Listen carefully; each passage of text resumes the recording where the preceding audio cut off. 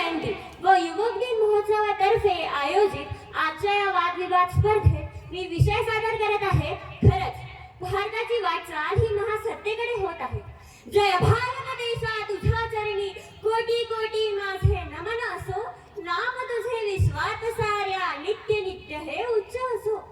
भारताला 21व्या शतकात महासत्ता बनवण्याचे स्वप्न डॉक्टर APJ अब्दुल कलाम यांनी पाहिले आणि याचाच आदर्श ठेवून भारत आज एक महासत्ता होण्याच्या यशाची एक एक पायरी चढत आहे. परंतु आजच्या या वादविवाद स्पर्धेत माझं काही मित्रांचं म्हणणं आहे की भारत कधीच महासत्ता होऊ शकणार नाही.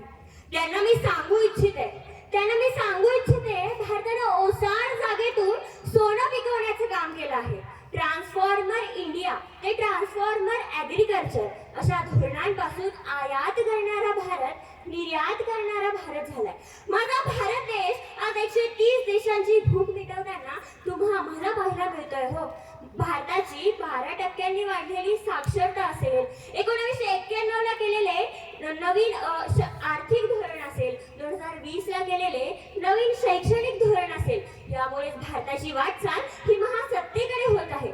नालंदा, तक्षशिला यासारख्या विश्वविख्यात विद्यापीठांचा नुसता जगभरात डंका न मिरवता त्यातूनच नीट, IIT, एम्स यासारख्या शिक्षण संस्था या भारत राष्ट्रानं सुद्धा केल्या. हो, याच भारतानं नील क्रांती, हरित क्रांती, श्वेत क्रांती, धुळ क्रांती, पील क्रांती, गुलाबी क्रांती इथपासून ते मोस्ट वाईज प्रोडक्शन 1 इयर हा किताब मिळवणाऱ्या देशांपर्यंत मजल मारली. या माझ्या भारत देशाने हे सर्व केलं आहे.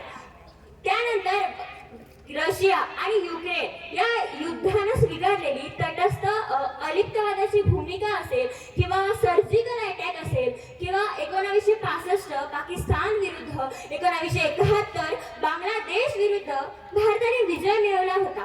तसेच 1965 ताशकंद करार करून, 1971 शिमला करार करून भारतानं या जगाला दाखवून दिलं आम्हाला वर्चस्व नकोय. भारताचा वर्चस्ववादाला मुळातच विरोध आहे. तर भारताला शांततेला प्राधान्य द्यायचं आहे आणि भारताच्या अशा गुणांमुळेच भारत संपूर्ण जगासमोर विश्वगुरू म्हणून ओळखला जाऊ लागला. कोरोनाच्या काळात संपूर्ण जगासमोर भारताने IT आणि औषध उद्योगातील अभूतपूर्व कामगिरी करून दाखवली. जगात 4थ्या क्रमांकावर उभा असलेला भारत अवकाश क्षेत्रातही आपली ताकद दाखवत आहे. हो, चंद्राच्या दक्षिण ध्रुवावर उतरणारे आपण जगात पाहिले आहोत. जे अमेरिका, रशिया, चीन यासारख्या देशांना जमलं नाही ते आपण शक्य करून दाखवलं आहे. आणि इथवरच न थांबता आपण सूर्यासाठीचे आदित्य L1 हे नवीन मिशन लॉन्च केले आहे आणि या सर्वांमुळे संपूर्ण जग इस्रो सोबत करार करण्यास उत्सुक झालेले आहे. याच भारताबद्दल मोहम्मद अलीजी म्हणाले होते की भारतातील ही विविधता हे भारतासमोर नवीन आव्हान ठरणार आहे.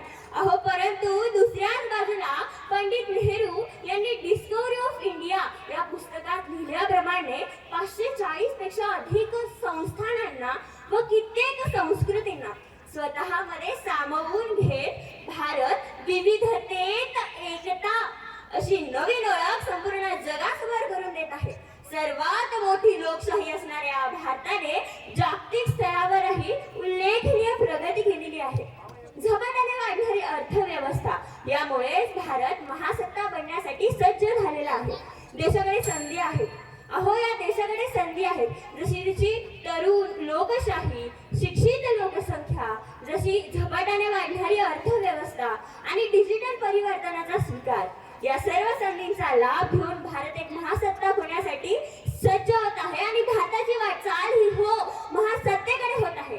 शेवटी जाताना एवढंच सांगेल, 21वीं सदी के दहलीज पे रखा है कदम, दिल में है कुछ सपने बस उसका हो करम, तो मंजिल भी हम अपनी पाकर दिखाएंगे, हम नया जहां बसाएंगे हम, क्योंकि हम भी नहीं है कुछ कम, क्योंकि हम भी नहीं है कुछ कम. धन्यवाद.